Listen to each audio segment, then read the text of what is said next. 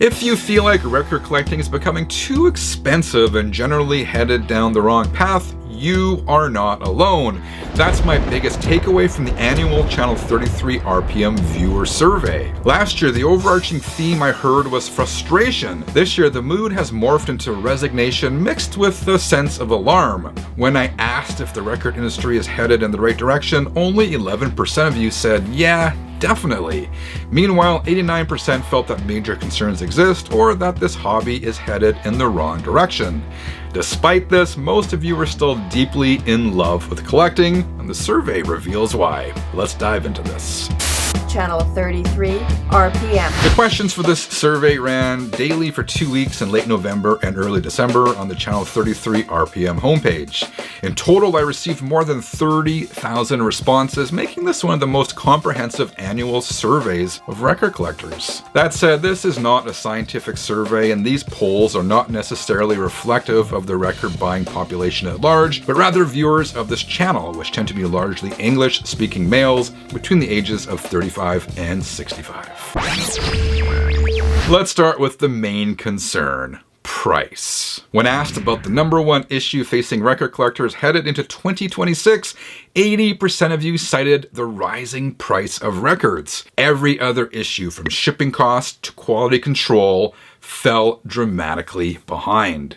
Let's check out some of the comments. Pat wrote, I see a lot of parallels to when the bottom dropped out of the CD market. The labels did everything they could to take advantage of their customers and make them not want to buy CDs anymore, and I feel like the vinyl market is heading towards that point. Mike also weighed in. It's currently in money grab mode. Just like anything else, companies are jumping on to get every dollar they can because they know it won't last. Diving into the numbers a bit more, your responses suggest that price anxiety is translating into a real slowdown in buying.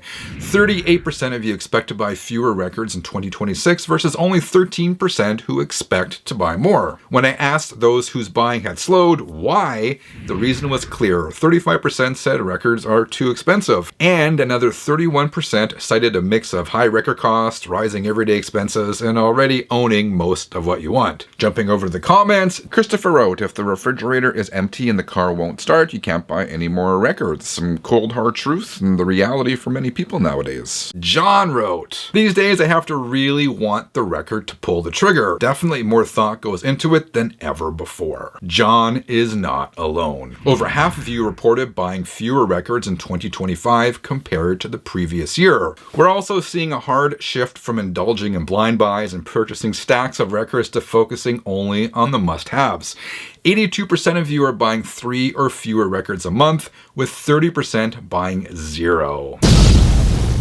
This kind of surprised me, and to be honest, is likely to ruffle some feathers.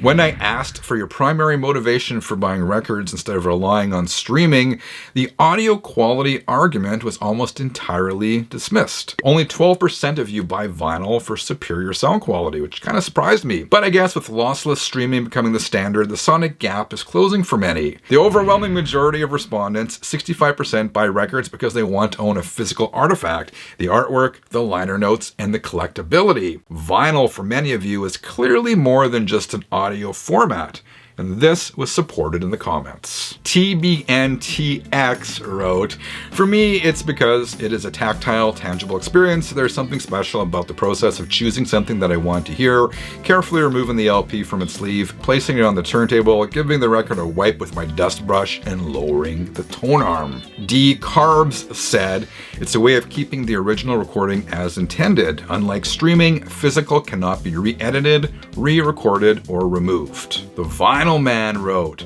I just love the physical aspect of holding a record you own and reading and learning about the artist or band. This next one was encouraging. 70% of you use your turntable to listen to records multiple times a week. You're playing your records, not just storing or displaying them. A large segment of Channel 33 RPM viewers also resist current marketing trends. 51% of you are rarely or never influenced by the existence of a colored or limited edition vinyl variant. You're resisting the fear of missing out, or FOMO. Well done. Robert said, I'm 64 years on this planet and I have never acquired a single colored vinyl recording, and I am not about to start now. Here's another one. Don't care what color it is, only care about what it sounds like. For many of you, colored vinyl is a cool bonus. CGE TV said, I usually try to seek out colored variations over black. It's fun pulling out the record for the first time and seeing what it looks like. And the Vinyl Dan wrote, the music is always the main reason, but if I'm going to buy an album, I'll see if there's any cool looking vinyl variants available for around the same price as the black pressing. It's just another added layer to the hobby. That said, a lot of you do like premium and deluxe vinyl reissues. Nearly half of you report buying these on occasion. And as far as preferred format for listening to music, it's records for nearly 2/3 of you, followed by compact discs. Of course, I had to ask the most dangerous question of all. Does your spouse or partner know how much you spend? 20% of you answered no way, she or he has no idea. Jeff wrote, dropped $1,000 this Black Friday weekend. Wife has absolutely no idea. And Peter said, magic words. It was on sale. All right, 33ers, do you plan to buy fewer records in 2026? Is your passion for vinyl as strong as ever? Let me know in the comments below. Thank you for watching. Until next time, keep on spinning.